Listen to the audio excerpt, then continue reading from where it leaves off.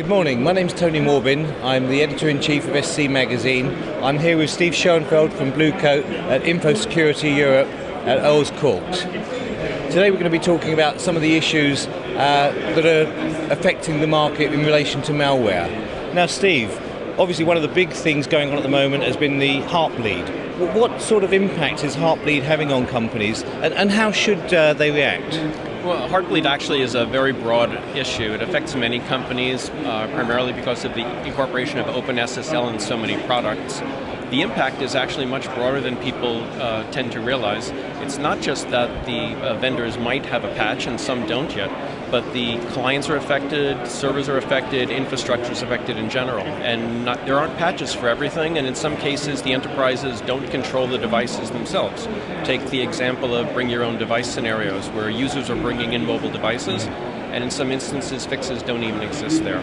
So we believe it's important for the infrastructure to actually provide a level of protection for them. I mean, the organization providing systems of control is all very well and good where the organization has the control. But what about the user bringing in their own device, using their own apps, where the organization just doesn't have that control?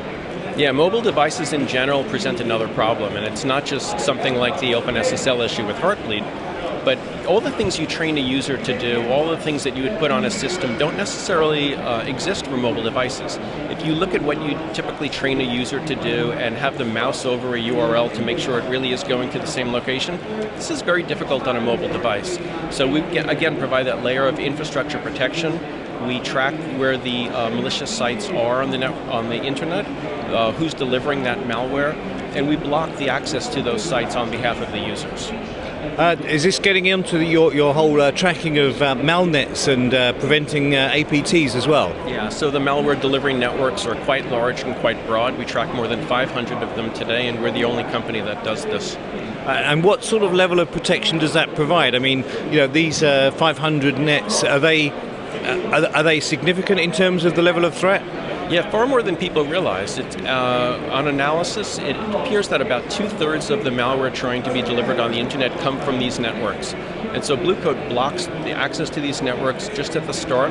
And then, of course, there are second and third level technologies that provide additional levels of protection.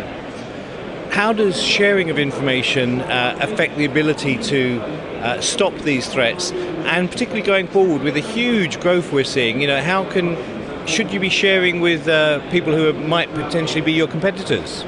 So sharing takes place in two forms. As a major security vendor, of course we share information with other vendors. These things typically take place behind the scenes, and as I said, we're relatively active in this area.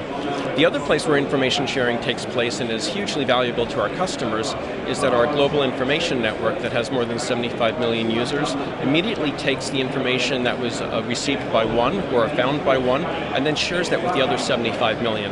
And so the experience of one is really the benefit of all. Just to conclude, we've looked at the vast range that are being dealt with by BlueCoat. What would you say is the biggest threat in the year ahead? Well, the reality is we don't know what those threats are.